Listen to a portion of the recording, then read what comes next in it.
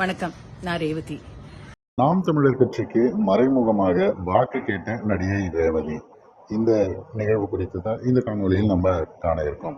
சமீபத்தில் ஒரு காணொலி மிகப்பெரிய வைரலாக இணையத்தில் பரவிட்டு வந்திருக்கு. அது நடிகை ரேவதி அவர்களுடைய இந்த காணொலி தான். அந்த காணொலியில் அவங்க எதிர்பார்க்கிற மிக முக்கியமான 2 விடயம், இதை மட்டும் செய்து கொடுங்க போதும், எங்களுக்கு பணம் அது மட்டும் இல்லாமல் ஃப்ரிட்ஜ் அந்த மாதிரியான விஷயங்கள்லாம் தேவையில்லை, எங்களுக்கு மிக மிக முக்கியமானது வாழ்வாதாரத்தில் என்ன அப்படின்னா நீர் தான். அவங்க தற்போது தங்கி இருக்கிற அந்த செங்கல்பட்டு அப்படிங்கிற அந்த மாவட்டத்தை சுற்றி அவங்க ஒரு கிராமத்தில் தங்கியிருக்காங்க. அந்த கிராமம் சுற்றி வட்டாரத்தில் நிறைய ஏரிகள், கம்மாய்கள், இந்த மாதிரியான விஷயங்கள் காணாமல் போய்கிட்டே இருக்கு. நீங்கள் யார் அதை இன்னும் மேம்படுத்துகிறாங்களோ, நிறைய இடங்களில் தூர்வாராமல் எல்லாம் அப்படி வீணாகிட்டு இருக்கு. ஒரு சேமிப்பு அப்படிங்கிறதே பார்த்திங்கன்னா இந்த வாட்டர் மேனேஜ்மெண்ட்டில் சுத்தமாக கிடையாது. அந்த மாதிரியான விஷயங்களை சேமிப்பு வைப்பதற்கும், அது மட்டும் இல்லாமல் இங்கே இருக்கக்கூடிய இயற்கை வளங்களை நம்ம சரிவர பார்த்து கொள்வது மிக மிக முக்கியமானது. எந்த அளவிற்கு நீர் தேவை அப்படின்னு நினைக்கிறோமோ அதை வைத்து தான் இங்கே விவசாயம் மற்ற விஷயங்கள்லாம் இருக்குது. அதை செய்வதற்கு அது மிக முக்கியமான தேவை.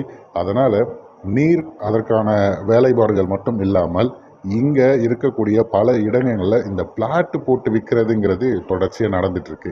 அதுவும் குறிப்பாக அது எந்த இடம், இந்த இடம் கொடுக்கலாமா வேண்டாமா அப்படிங்கிறது நிச்சயம் அதிகாரிகளுக்கு தெரியும். அவங்க அதை தெரிந்து அவங்க அந்த சைன் போட்டாலே போதும். இந்த மாதிரியான விஷயங்களை முன்னெடுக்கக்கூடியவர்களுக்கு நம்ம வாக்கு செலுத்தணும். இதை முன்னெடுக்க வேண்டும் அப்படின்னு யார் வெற்றி பெற்று வரீங்களோ அவங்களுக்கு தான் வாக்கு செலுத்தி அவங்க வெற்றி அடைந்தாதான் இங்கே இருக்கக்கூடிய இந்த மாவட்டம் இன்னும் செழிப்பாக அப்படியே நல்லா இருக்கும் அப்படிங்கிற மாதிரி அவங்க பேசியிருக்காங்க. ஆனால் அந்த காணொலியில் சொன்ன விடயத்தை தான் பதிவு பண்ணியிருக்கேன். இப்போ யாருக்கு வாக்கு கேட்டிருக்காங்க அப்படிங்கிறது நிச்சயமாக எல்லாருக்குமே புரிஞ்சிருக்கும். அவங்களுடைய எதிர்பார்ப்பை நிறைவேற்ற மாதிரி ஏதாவது ஒரே ஒரு கட்சி இது வரைக்கும் இருந்தவங்க அதை செய்யலை அப்படிங்கிறத பதிவு பண்ணியாச்சு. அப்போ ஆண்ட கட்சிகளுடைய கதை முடிந்தது. அதன் பிறகு சொல்லணும் அப்படின்னா மாற்றத்திற்கு இருக்கக்கூடிய ஒரே கட்சி நாம் தமிழர் கட்சி மட்டும்தான். இடையில் ஒரு சில பேர் தாவக்கா அப்படின்னு சொல்லிட்டு வரலாம்.